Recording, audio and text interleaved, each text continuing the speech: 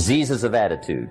There's a lot of things that can wreck your chances to do well. We live in a rather dangerous world, so you got to be not only wise, you got to be careful. Now, attitude diseases are just as bad as physical diseases, right? High blood pressure, heart trouble. I mean, a lot of things lace your chances to do well. So you've got to be careful. And attitude diseases are deadly. I mean, they'll destroy all the good things you start. So we'll go through those attitude diseases, how to spot them, how to look for them, what they are, and the cure. And I'm a pro on these because I've had them all, so I can give you excellent advice on these. Now, the last subject we're going to consider tonight is called the day that turns your life around. And under this subject, we're going to talk about the emotions that can change your life. Human beings are emotional creatures, and emotions are powerful for life change. Now, of course, emotions are so powerful they can go either way on you. Emotions can either build or destroy. So you really have to employ emotions properly. We call civilization the intelligent management of human emotions. If you can intelligently apply your emotions in the right direction, no telling what can happen. Could turn your life around one day would be sufficient. So we'll talk about those. Okay. Now that's a lot to cover in one evening, but we'll keep at it here and see if we can't get it all done. I'd like to have you now jot down the theme of the seminar. Every seminar should have a theme, I guess. We've got one. It's on some of our literature if you happen to notice it, but if you didn't, for your notes, here it is. The theme of the seminar. That's the theme of our seminar tonight. The major key to your better future is you.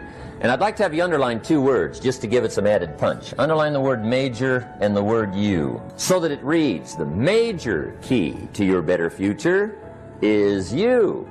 Now, my first suggestion is transfer this to a card or something where you can put it up, where you can see it every day.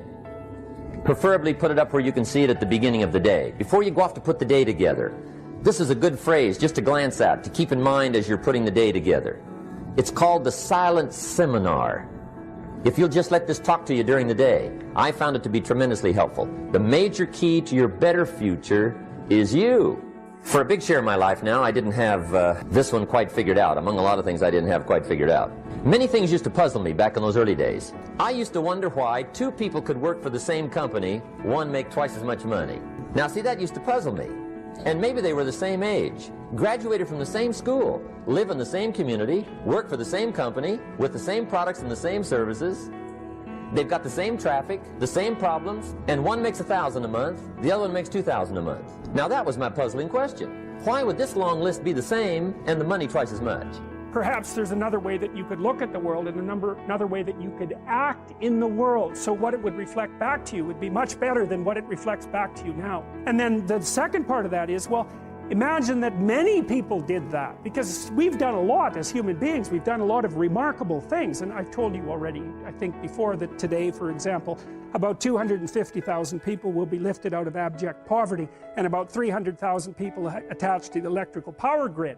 We're lifting people out of poverty collectively at a faster rate that's ever occurred in the history of humankind by a huge margin. And that's been going on unbelievably quickly since the year 2000. The UN had planned to have poverty between 2000 and 2015, and it was accomplished by 2013. So there's inequality developing in many places, and you hear lots of political agitation about that. But overall, the tide is lifting everyone up, and that's a great thing, and we have no idea how fast we can multiply that if people got their act together and really aimed at it. Because, you know, my experience is with people that we're probably running at about 51% of our capacity. I mean, you can think about this yourselves. I often ask undergraduates how many hours a day you waste, or how many hours a week you waste, and the classic answer is something like 4 to 6 hours a day. You know, inefficient studying, watching things on YouTube that not only do you not want to watch, that you don't even care about, that make you feel horrible about watching after you're done. That's probably 4 hours right there. You know, you think, well, that's 25 hours a week, it's 100 hours a month, that's 2.5 full work weeks, it's half a year of work weeks per year. And if your time is worth $20 an hour, which is a radical underestimate, it's probably more like 50 if you think about it in terms of deferred wages. If you're wasting 20 hours a week, you're wasting $50,000 a year. And you are doing that right now. And it's because you're young, wasting $50,000 a year is a way bigger catastrophe than it would be for me to waste it, because I'm not going to last nearly as long. And so if your life isn't everything it could be, you could ask yourself, well, what would happen if you just stopped wasting the opportunities that are in front of you? You'd be who knows how much more efficient, 10 times more efficient, 20 times more efficient. That's the Pareto distribution. You have no idea how efficient people get. It's off the charts. Well, and if we all got our act together collectively and stop making things worse, because that's another thing people do all the time. Not only do they not do what they should to make things better, they actively attempt to make things worse because they're spiteful or resentful or arrogant or deceitful or homicidal or genocidal or all of those things all bundled together in an absolutely pathological package. If people stopped really trying just to make things worse, we have no idea how much better they would get just because of that. So there's this weird dynamic that's part of the existential system of ideas between human vulnerability, social judgment, both of which are major causes of suffering, and the failure of individuals to adopt the responsibility that they know they should adopt. And that's the thing that's interesting too, is that, and like another thing I've often asked my undergraduate classes is, you know, there's this idea that people have a conscience. And you know what the conscience is. It's this feeling or voice you have in your head just before you do something that you know is stupid, telling you that probably you shouldn't do that.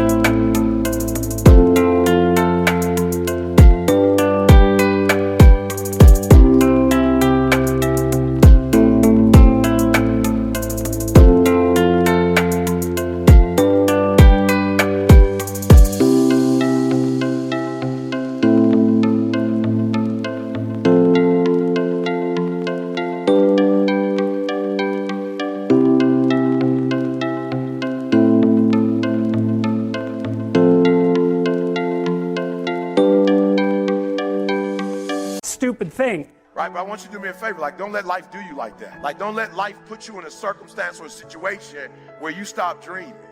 Like don't let life put you in a situation where you are helping somebody else make their dreams become a reality that you forgot you have your own. Like don't do that. Don't get so caught up giving some job 30, 40, 50, 60 hours of your day that you don't have any time left for yourself. And so do me a favor, I don't want reality right now. I'm not interested in how much your student loans are. I'm not interested. Because your student loans are sucking your dream. I'm not interested right now. And I got a divorce and right now I just can't. I'm not interested. Eric, I lost a child and you don't know what it's like to. I'm not interested in your reality right now. I want you to get back to your dreams. I want you to get back to your goals, because no matter what has happened in life, you got another 30 years, another 40 years, another 50 years.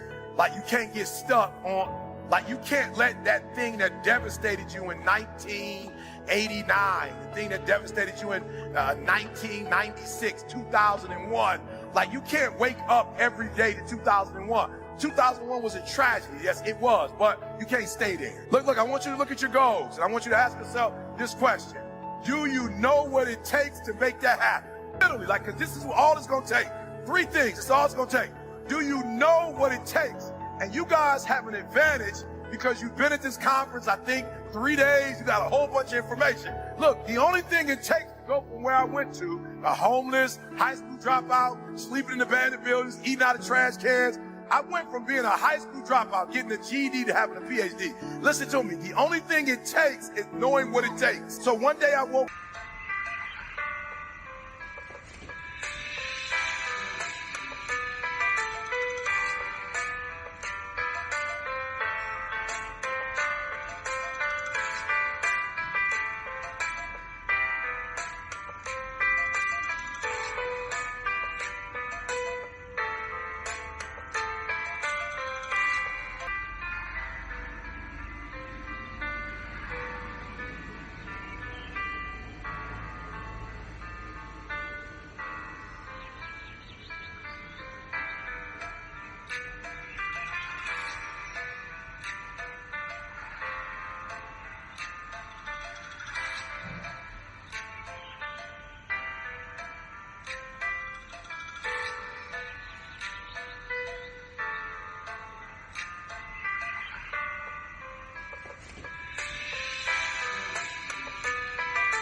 husband was like, okay, E, stop talking about what you don't have. You need to know what you don't know so you can get to where you're trying to get to. So being successful is not who you are, it's what you know. So I need to get a different relationship to knowledge. So I'm hyped, but I did not come here just so you can get pumped up or get hyped. You have been given information. You are this close to making every dream you wrote down happen. Why? Because you have been taught by the best of the best. You have been taught by the best of the best. You've been taught by people who've been doing this for years. You've been taught by people who love you and care for you. People who are giving you information that you're not going to get randomly on your own. And so you are this close to your dreams and goals. So I have to ask you the question. You have the information. Now, what are you going to do with it?